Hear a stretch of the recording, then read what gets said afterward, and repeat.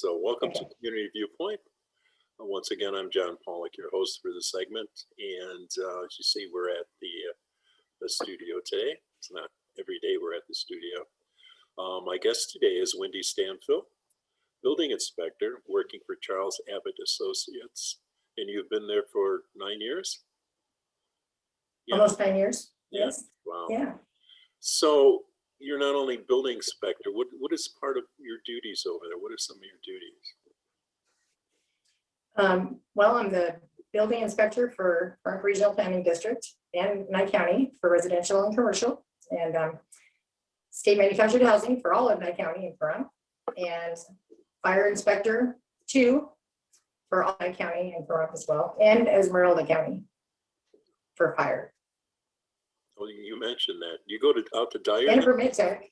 You go out to Dyer?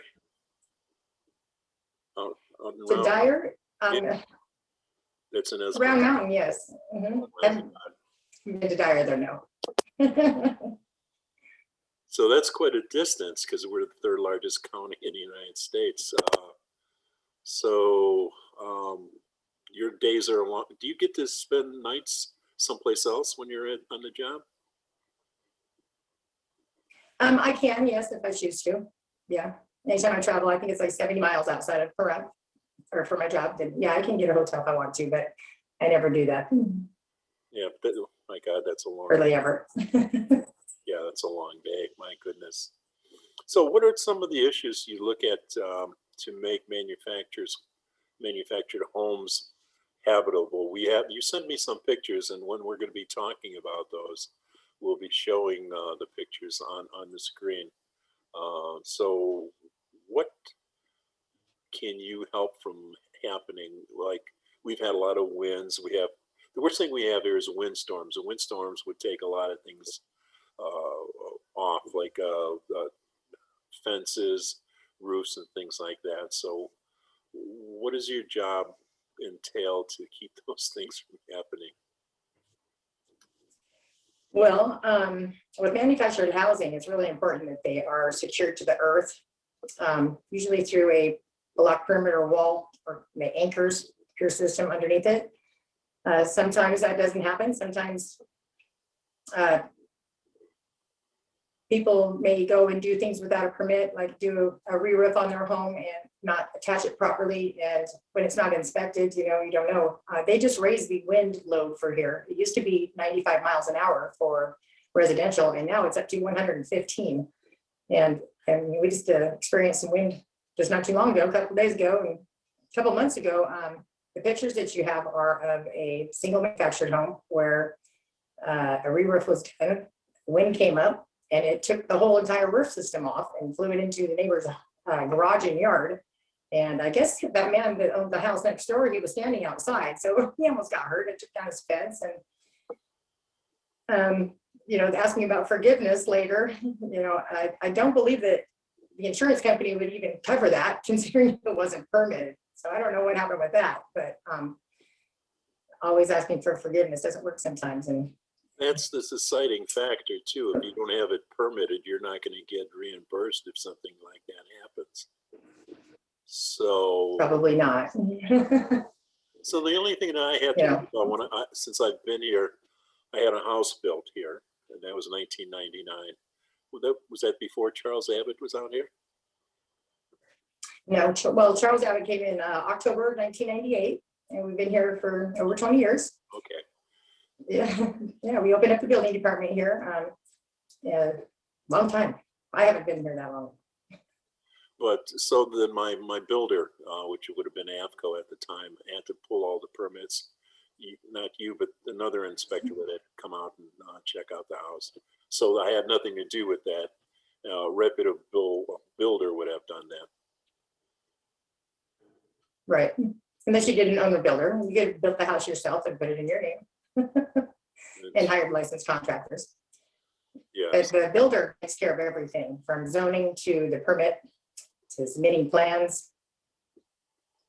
There's a lot involved. Yes, there's a lot involved. So when you have a contractor like I did to build a home, all those things are taken care of. But when you do it yourself, it's quite a headache. unless you're schooled in all those things. So I never attempted. Well, it can be exciting too. It's exciting for, somebody to build their own home as well. We have those people, and, I think it's great. At my age, I'll leave it to somebody else. So another thing we talked about earlier was, I haven't been up there for quite a few years, well, a couple of years.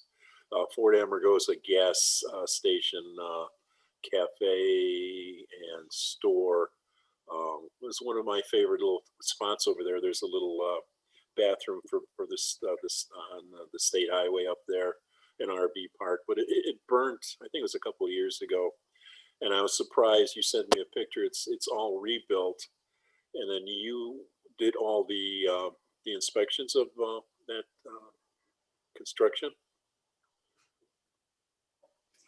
I did. Now, usually in Amargosa, they don't have any building code requirements except for they have to build to the code. However, for state fire, that's where I would come in, and that would be it. But considering that it burned to the ground, the contractor, United Builders, they decided to pull permits for everything for the whole entire building.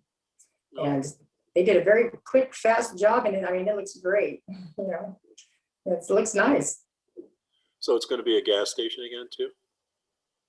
Yeah, it's still a gas station. Oh. The gas pumps and everything were never even touched during the fire. Okay, because the whole building just burned to the ground. Yes, I did go there shortly before it burned. We had I went with a friend, and we had a great meal over there. So I was always hoping to go back there again. So maybe I can do that again. But the cafe's not open yet. And no, I think he's looking for potential people to lease it and open up, their version of the cafe or whatever type of food that they want to serve. I'm not sure exactly on the details on that, but so he has not chosen somebody yet. He's in the process, but the store is open. Yes.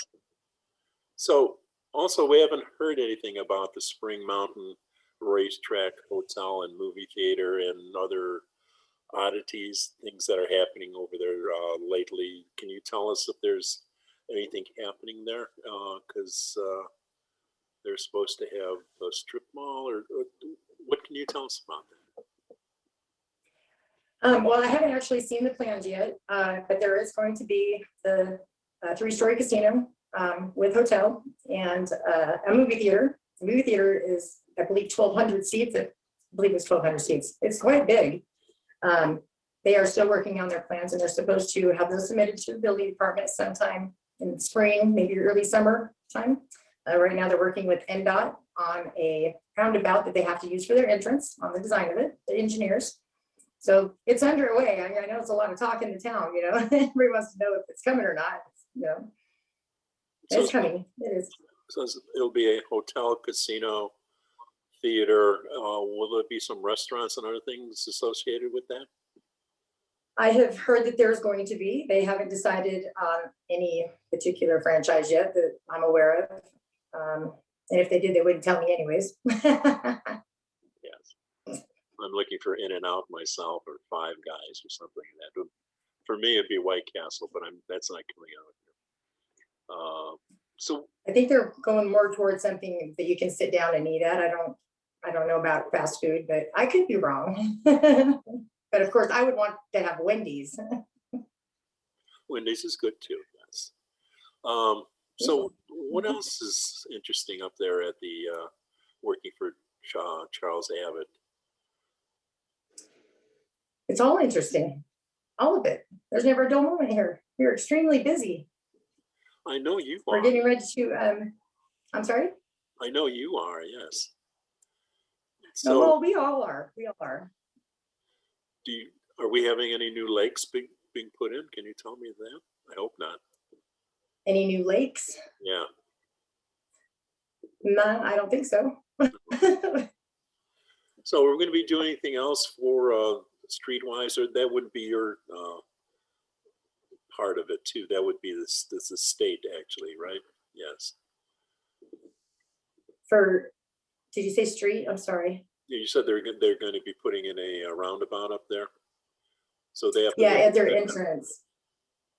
Yeah, I don't know a lot about that to comment on it. I just know that they're designing an entrance right now that consists of a roundabout. Okay. Can you tell us anything else about your job over at Charles Abbott? It seems quite interesting. There's a couple more people that are building inspectors there too. Yes, as a matter of fact, we've hired 2 other building inspectors here. So it's a total of 4 inspectors and 2 permit techs. We all have our individual jobs that we do. I've been traveling a lot more, and so it's really nice to have the extra inspectors here to pick up the load. We are extremely busy right now, and we've been closed to the public for a while with the COVID, but we're getting ready to reopen on March 15th to the public. So we'll be able to go into your office. You will, I believe it's like 6 at a time, and those requirements will be posted on our door before you enter. There are certain requirements that you'll have to do. So March 15th. All right, great. So it's been a pleasure speaking with you again. It's been a while since we talked, and I've known you for quite a long time. Yes, you have. I know, and hopefully we'll speak again before too long. And I think it's just about time we could say adieu for today. And I love your hair. Okay. Oh, thanks. I'm glad I still have some hair too. I like your hair too, John. I still have it at my age, yes. That's a plus. So thanks for taking the time to speak with us today. And I'll come Sure. to the shop after March 15th and see you sometime, okay? Okay, sounds good. All right, thank you. All right. We'll talk to you next time. Okay, you're welcome. All right, bye-bye. Safe.